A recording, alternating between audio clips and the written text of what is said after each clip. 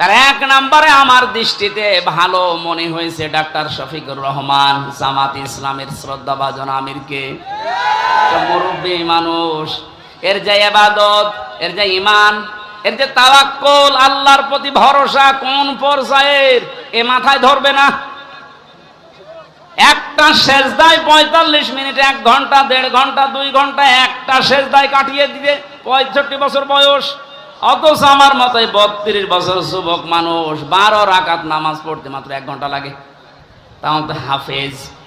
উনি হাফেজ না, শুধু কয়েকটা সূরা তেলাওয়াত করে সেজদা দিত। এক সেজদায় 1-1.5 ঘন্টা, 2 ঘন্টায় পড়ে অজরে কাঁদতো। মাঝে মাঝে বলতো, হামজা, আল্লাহ আমাকে যদি মাফ করে দেয় এইটাই আমার জীবনের আসল সফলতা। তারা ইখলাস দেখে আজ দলে দলে পালে পালে মানুষ ইসলামের দিকে ঝুঁকতেছে। কথা বলে না কেন? কোরআনে